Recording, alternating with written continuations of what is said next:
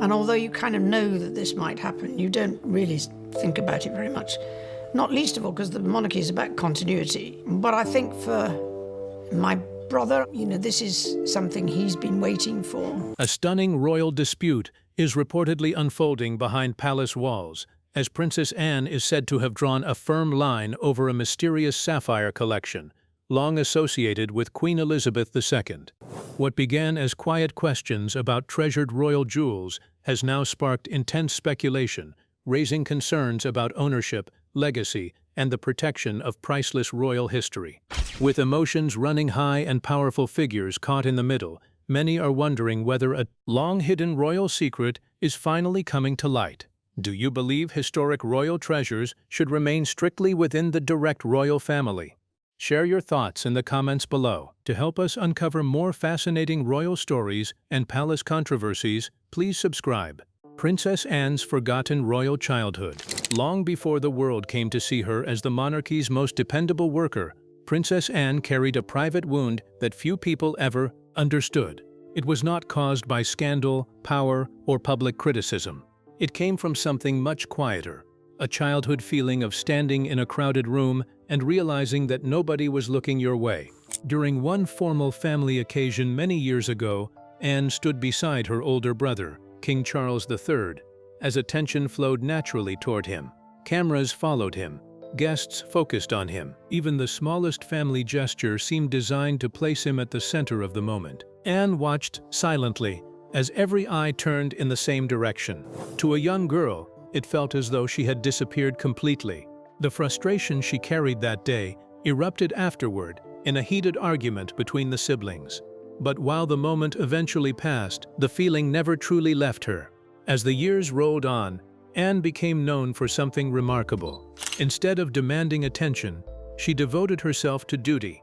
She attended engagements, supported charitable causes, and represented the crown with relentless consistency. While others attracted headlines, she built a reputation through hard work. Yet beneath that steady public image remained the memory of a daughter who had often felt overlooked.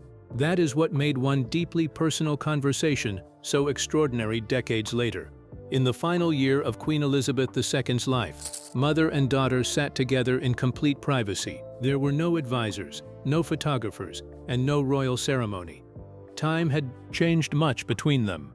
The Queen, now frail with age, reached for Anne's hand and held it firmly. What followed was not a discussion about state affairs or royal responsibilities. It was something far more meaningful. The Queen presented Anne with a sapphire and shared words that carried the weight of a lifetime. She acknowledged the years her daughter had spent serving, without seeking praise. She recognized the sacrifices, the loyalty, and the quiet strength that had defined Anne's life. More importantly, she offered something Anne had long waited to receive, not a jewel, but recognition. For a brief moment, the distance that had once existed between them seemed to disappear. Anne was no longer the overlooked child standing beside her brother. She was a daughter finally being seen. As they sat together in silence, holding on to one another, the sapphire became more than a royal heirloom. It became a symbol of understanding, appreciation, and a bond that had taken a lifetime to fully reveal itself. Princess Anne never expected a cherished family keepsake to become the center of an unsettling royal mystery. But how did a sapphire, once tied to trust and understanding, suddenly raise questions within the royal household? What happened behind the walls of Sandringham House, and why would this quiet memorial uncover a story no one saw coming? Let's unravel the details. Opened up, hidden within sapphire. Two women who had spent most of their lives hiding.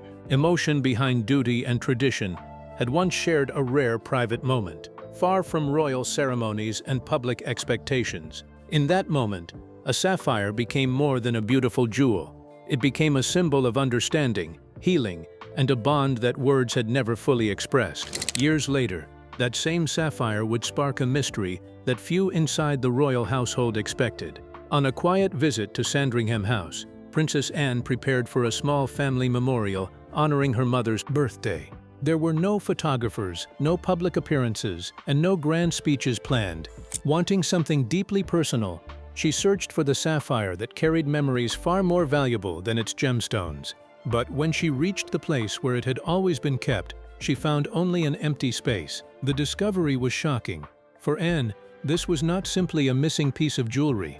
It was one of the few treasures that held a deeply personal meaning connected to Queen Elizabeth II.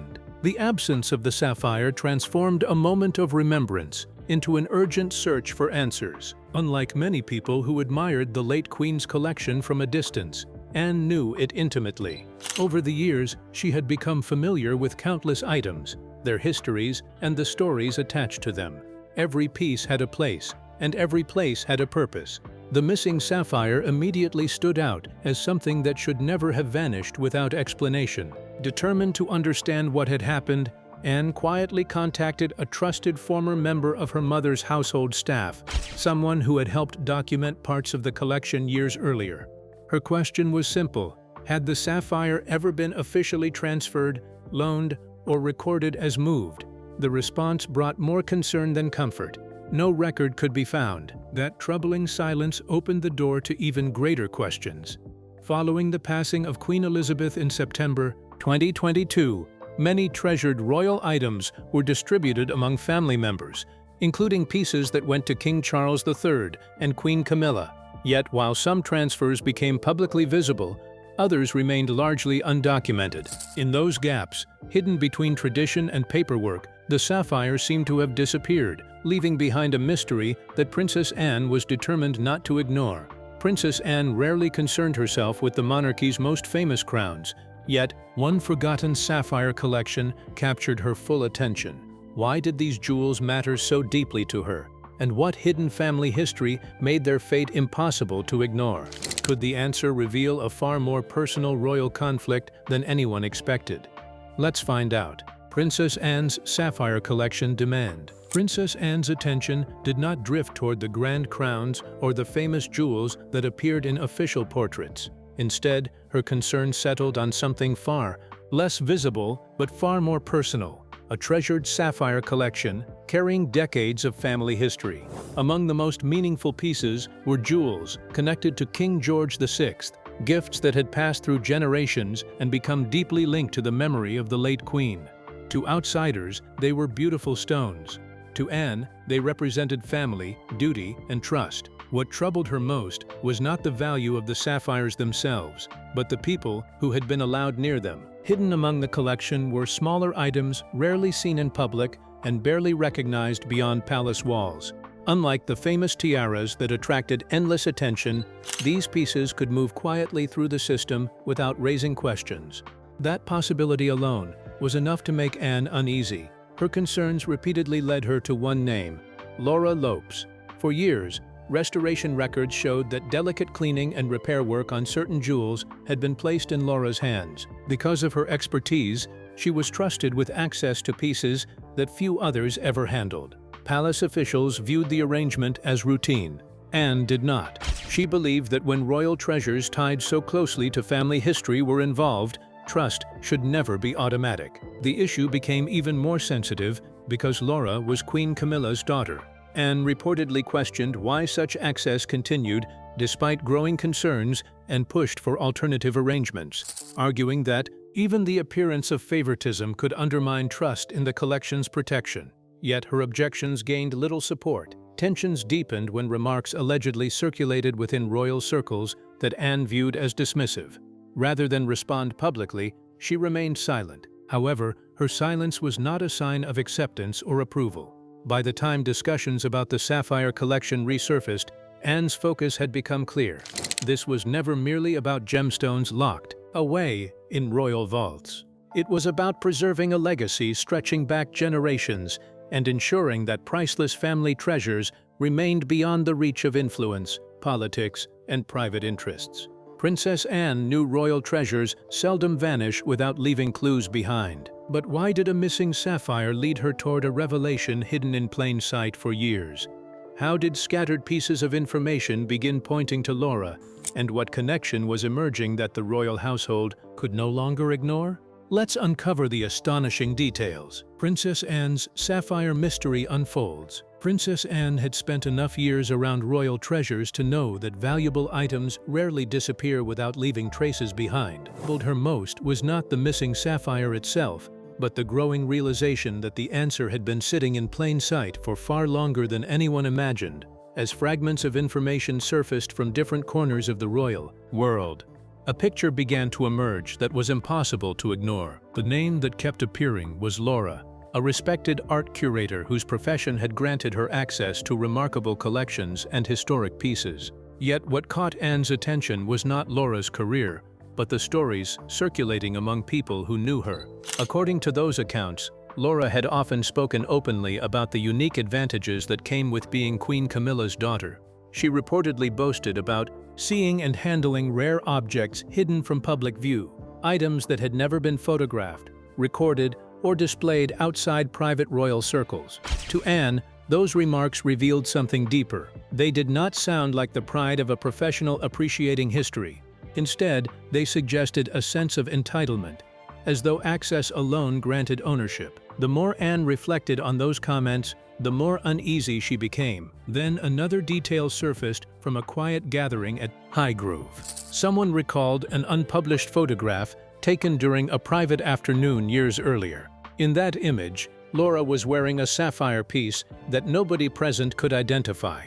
At the time, it seemed insignificant. But once Anne carefully described the missing jewel, its design, setting, and distinctive arrangement of stones, the memory suddenly became impossible to dismiss. The description matched perfectly. The discovery transformed suspicion into certainty. Anne mentally reconstructed the timeline and reached a troubling conclusion.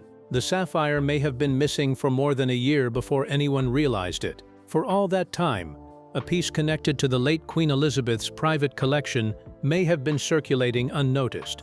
Yet even that was not the question that troubled Anne most. Her thoughts quickly shifted beyond Laura. Could someone simply decide to access such treasured royal possessions without guidance or approval? Or had years of chunked privilege quietly created an environment where boundaries no longer mattered? As those questions settled in her mind, Anne understood that the missing sapphire might be only one piece of a much larger story. The passing of Queen Elizabeth II marked the beginning of a new royal era, but was another, far more intriguing story unfolding behind the scenes. As attention focused on the monarchy's transition, how did a historic sapphire collection become linked to Queen Camilla, and what secrets lay behind her growing connection to these treasured jewels? Let's find out. The mystery behind royal sapphires. The days following the passing of Queen Elizabeth II in September of that year were filled with solemn ceremonies, public mourning, and preparations for a new royal era. Yet behind the grandeur of palace traditions, another story was unfolding. One centered on a collection of sapphires whose history stretched far beyond the walls of the British monarchy. As attention remained fixed on the transition of power, Queen Camilla quietly emerged as the royal figure most closely associated with these treasured jewels. Before long, she appeared wearing the famous Belgian sapphire tiara at major royal events, including a state banquet and a diplomatic reception later that December, signaling a remarkable shift in ownership and symbolism. What made the collection so fascinating was not merely its beauty, but the extraordinary journey behind it. Unlike many royal jewels passed down through generations, these sapphires held a deeply personal connection to Elizabeth. She had acquired the tiara herself and later redesigned it to complete a sapphire set linked to a wedding gift from her father. Throughout her reign, the jewels accompanied her across the world, appearing during important visits to countries such as Germany, Pakistan, Russia, and the United States. Over time, they became inseparable from her image, representing stability, dedication, and decades of service. Yet, the origins of those stones reveal a far more dramatic tale. Long before they became associated with Britain's longest reigning monarch, they were connected to Princess Louise of Belgium, a royal woman whose life was marked by scandal, heartbreak, and isolation. After falling in love with another man, she faced severe consequences. Her lover was imprisoned, her jewels were sold, and she was confined with little control over her own fate. The Sapphires survived that painful chapter and eventually found new meaning in Elizabeth's hands. What had once symbolized loss and humiliation was transformed into a powerful emblem of dignity and duty, making the jewels far more than a dazzling royal accessory. They became a living reminder of resilience across generations. Princess Anne could no longer ignore the troubling signs around her. What seemed like isolated concerns had grown into something far more serious. But what discovery convinced her this was about more than missing jewels and family disputes? Which revelation threatened royal tradition, loyalty, and a cherished legacy? Let's reveal the hidden details. Princess Anne's Sapphire Collection Ultimatum. Princess Anne had seen enough. By the time she connected the scattered pieces of a growing royal controversy, what once appeared to be unrelated incidents began to form a far more troubling picture. To her, it was no longer about a single bracelet, missing sapphire, or even a family disagreement. It was about respect for history, loyalty to the crown, and the meaning carried by treasures that had survived generations. One moment in particular refused to leave her mind. Not long after the death of Queen Elizabeth II, royal observers were stunned to see Queen Camilla wearing jewels that many believed were forever linked to the late Queen's image. Among them was a remarkable diamond necklace created in the 1920s for Dame Margaret Greville, a woman who never had children and ultimately left her treasured collection to the royal family she considered her own. To many, those diamonds represented devotion, legacy, and a deeply personal gift. Yet critics felt they were being displayed less as symbols of remembrance and more as part of a carefully crafted royal image. The choice sparked intense discussion. Some believed it was a tribute. Others saw something very different. Whispers of unease had already surrounded reports that certain royal jewels were intended for Catherine, Princess of Wales, a decision that allegedly caused tension behind palace walls. As those stories circulated, every new appearance seemed to attract greater scrutiny. Then there was the sapphire. Quietly noticed on Laura's wrist for more than a year, the jewel became the final piece of a puzzle Anne could no longer ignore. When placed beside the disputes over inheritance, the carefully chosen public appearances, and the growing comparisons with the late Queen, the situation appeared far larger than a simple misunderstanding. It suggested a struggle over symbols that carried immense historical weight. While others debated, speculated, and waited, Anne chose action. She bypassed secretaries, advisors, and formal invitations. There would be no lengthy correspondence and no palace negotiations. Instead, she traveled personally to Laura's home. When the door opened, Laura found the Princess Royal standing alone before her, calm and unreadable. In that silent moment, the years of tension, unanswered questions, and royal symbolism seemed to converge, setting the stage for a confrontation neither woman was likely to forget. A silence heavier than any argument had settled over the room, and everyone knew it signaled something far more serious. But what compelled Princess Anne to arrive with such unwavering certainty? And why had the disappearance of a sapphire hidden for over a year suddenly become impossible to ignore? Let's uncover the intriguing details. Princess Anne breaks royal silence. The silence in the room felt heavier than any argument. It was the kind of silence that carried consequences, and everyone present understood it. When Princess Anne arrived, she did not come seeking explanations or excuses. She came carrying certainty. Without hesitation, she stepped inside and fixed her attention on Laura, making it clear from the very first moment that this meeting would not end with polite conversation. What made the situation so alarming was not simply the disappearance of a sapphire that had been missing for more than a year. It was the knowledge that Anne already knew far more than anyone expected. She knew where the jewel had appeared. She knew it had been worn publicly. She knew photographs existed.